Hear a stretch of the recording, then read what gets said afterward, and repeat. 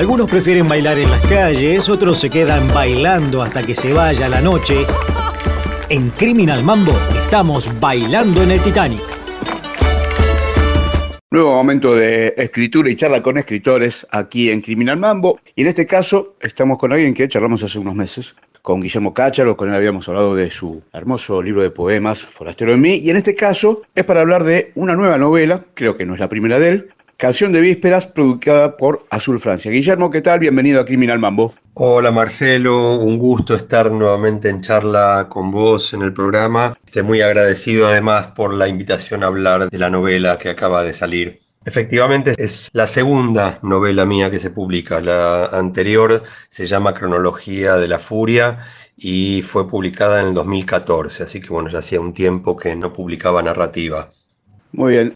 Primero vamos a recomendarle a la gente que se acerque a las librerías a buscar esta nueva novela tuya publicada por Azul Francia, Canción de Vísperas, que es una novela, su argumento tiene que ver con un hecho que parte a una familia, que termina rompiendo una familia. Eso por un lado, los vínculos de esa familia, y te voy a pedir que un poco nos cuentes ese argumento, pero quiero destacar el nivel de prosa, el nivel de ritmo que tiene la novela. Cuando digo ritmo es la elegancia en la lectura y la facilidad con la que se llega al texto y que se agradece enormemente, y eso tiene que ver, le digo a la gente, con la puntuación, con la forma de elegir las palabras. Pero bueno, te escucho, Guillermo. Bueno, gracias por esta apreciación tuya, Marce, y por la recomendación. Sí, hablando de la trama, en principio, sí, el acontecimiento que da pie a la novela es la muerte de una mujer grande que ha sido una intelectual notoria, y a esa muerte asiste su hija. Y las reflexiones, el discurso de la hija a partir del momento de la muerte de la madre es lo que da pie a la novela. A partir de ahí, en el texto se van a ir alternando las voces con las experiencias y en algunos casos los recuerdos, la memoria de los personajes más directamente ligados con esa mujer. Los que componen fundamentalmente la trama de la novela son esa mujer llamada Ana, sus 3 hijos. Lucía es la que asiste a su muerte en el inicio de la novela, y hay 2 hijos varones, uno llamado Carlos y otro Ezequiel, y es una figura importante, una hermana menor de Ana llamada Javiera, con características bastante distintas. En las memorias de los 5, en el recuerdo de los 5, en las experiencias que la novela va acompañando de los 5 en épocas distintas, porque yo traté de hacer un trabajo con vaivenes temporales bastante importantes, se va construyendo una historia donde, bueno, hay encuentros y desencuentros profundos familiares, heridas, rencores. Y la trama abarca unos 60 años, prácticamente los últimos 60 años de nuestra historia, con lo cual, como telón de fondo de estos vínculos familiares, van a ir apareciendo acontecimientos significativos y bastante turbulentos también de nuestra historia. Ya que mencionás lo del estilo, fue un trabajo con el que tuve bastante tiempo de dedicación, encontrar la mejor forma de articular las voces de los personajes, que debían ser distintas pero al mismo tiempo emparentadas por los lazos familiares, y también cierta cosa de estructura que tiene que ver con el origen de la novela, que en realidad había sido un cuento. Y bueno, intenté también que estructuralmente cada una de las partes principales de la novela, que corresponde a cada uno de esos 5 personajes centrales, tuviera como cierta composición de cuento, como cerrada sobre sí misma, esa parte, no autónoma, pero sí como con cierto cierre estructural. Y bueno, esas cosas tal vez contribuyen a esto que vos notaste del ritmo que se produce en la lectura, este efecto que si se consiguió, la verdad que me alegra mucho que haya sido así. El efecto se consiguió sin dudas, los personajes están muy bien construidos. Es casi repasar, como decís vos, un poco la historia argentina desde algún punto de vista, y eso suma muchísimo a la novela y a aquellos que tenemos determinada edad, porque nos encontramos representados en muchos de esos hechos. Me decías vos que tuviste tiempo para trabajarla. Bueno, ¿cómo fue ese trabajo? ¿Cómo fue el proceso creativo? ¿Cómo fue desarmar un cuento para llegar a esta novela? El cuento tenía que ver básicamente con esa situación inicial de la muerte de la madre y la hija asistiendo a ese acontecimiento y cómo eso le despertaba una serie de emociones y experiencias que iban apareciendo en su discurso a partir del vínculo con esa figura de la madre, que es una figura muy potente. La verdad es que me ocurrió que alguna gente amiga que leía el cuento me planteaba que tenía aire de novela lo que aparecía ahí. Yo me resistía un poco inicialmente porque estaba queriendo trabajar en un futuro libro de cuentos, pero reconocí finalmente que era cierto eso, que había ahí un aire de novela. Entonces, a partir de eso, ese cuento, con las transformaciones que fueron siendo necesarias hasta último momento, se convirtió prácticamente en el primer capítulo de la novela. Y se me apareció como necesario que los personajes que habían sido apenas insinuados en ese cuento inicial tuvieran sus lugares, sus momentos más centrales a lo largo del texto. Eso fue lo que me fue configurando la historia familiar y la necesidad de ir armando recorridos hacia atrás y hacia adelante en el tiempo. Sin proponérmelo demasiado inicialmente, lo que me fue apareciendo es que se fue configurando una trama, creo que principalmente en torno de los encuentros y desencuentros que generan las expectativas internas en una familia, las expectativas que unos integrantes de la familia tienen de otros, sobre todo los conflictos que hay entre padres e hijos, madres e hijos e hijas, etc.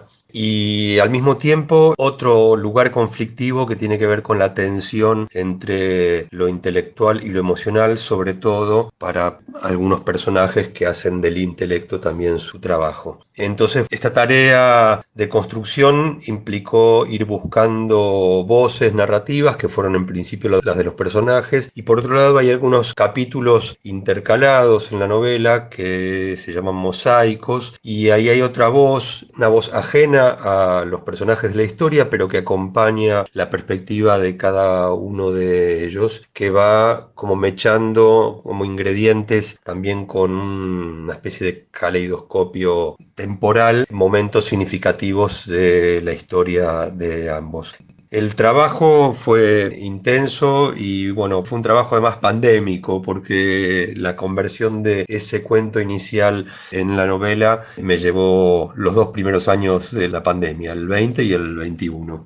En el recorrido de ese trabajo tuve la suerte de contar con la mirada y la perspectiva de gente amiga que muy lúcidamente me iba haciendo observaciones. Fundamentalmente en esos años fue Alejandra Sánchez y Jorge Concilio, que me hicieron unos aportes interesantísimos, muy importantes. Bueno, y ya cuando surgió la posibilidad de que fuera editada en Azul Francia, el último repaso del texto y el último pulido fue también con la mirada de Francisca Maguas, la editora, que también me hizo algunas observaciones muy interesantes para darle cierre al texto.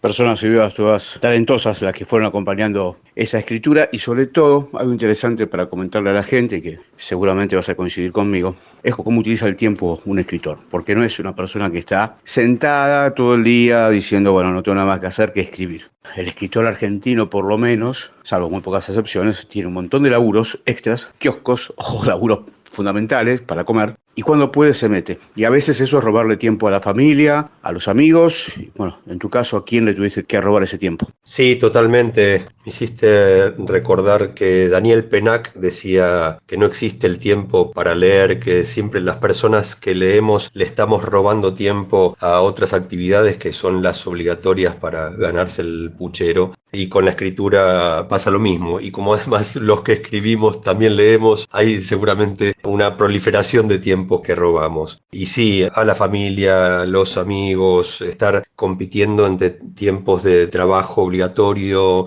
robarle tiempo al sueño también, es algo que cuando escribimos ocurre. Yo además no tengo horarios específicos ni momentos específicos, voy como escribiendo en los momentos que voy encontrando, y a veces eso también da el trabajo de que si uno tuvo que, o en mi caso, tuve que hacer una pausa entre un tiempo de escritura y otro, volver a conectarse con el texto y estar en estado de la novela para poder trabajar sus particularidades es bastante farragoso a veces. Pero bueno, hay que hacerlo porque es un impulso irrefrenable terminar o avanzar con ese deseo de escritura cuando uno tiene un ingrediente ahí que lo está motivando, ¿no? Lo que sí tengo que reconocer es que no es algo maravilloso que haya ocurrido, pero el tiempo de cuarentena obligatoria y el hecho de transformar varias de las actividades que teníamos, los que pudimos hacerlo, en actividades virtuales y no presenciales, paradójicamente me ahorró los habituales tiempos de traslados entre una actividad y otra, con lo cual creo que tuve la ventaja de contar con esos tiempos extra que me dio el hecho de no tener que estar viajando en aquel tiempo. Entonces, no es que el encierro haya sido una ventaja, pero colaboró para que pudiera encontrar más momentos como para estar sentado trabajando con la novela. Están ustedes escuchando la voz de Guillermo Cácharo, él es autor de la novela que estamos recomendando, Canción de Vísperas, publicada por Azul Francia. Vamos llegando al final de la charla, Guillermo. Una frase que nunca se dijo, el tiempo es tirano en radio, jamás he dicho esto. Y nosotros tenemos dos preguntas finales que ya en su momento contestaste, pero como a nosotros el Alzheimer nos persigue hace rato y el público se renueva, otra frase que nunca se ha dicho, queremos saber tu puteada favorita. Sí, recuerdo la pregunta. Desde la vez anterior que la contesté a hoy no ha variado. Yo creo que había respondido con dos, pero la verdad que terminé adoptando, creo que la segunda, porque era más reciente en aquel momento y la verdad que me gustó mucho, que la escuché una vez por la calle, que era La Reconcha del Toro. Excelente. Y la última pregunta, te damos un tiempito para que la pienses. Queremos saber qué te gustaría que te diga el diablo cuando te reciba luego del infortunado instante. Nosotros estamos en Criminal Mambo, en AM530, somos radio. Estamos charlando sobre escritura y en esta noche, madrugada, estamos charlando con Guillermo Cácharo, autor de Canción de Vísperas de Azul Francia. Llega el momento, Guillermo, tocas la puerta, se asoma el muchacho de cuernos. ¿Qué te dice? ¿Otra vez vos por acá? Guillermo, muchísimas gracias, felicitaciones por el libro, felicitaciones y agradecimiento por apostar a la buena escritura que tanta falta hace en este país como tantas otras cosas. Muchísimas gracias. Nosotros seguimos aquí en Criminal Mambo.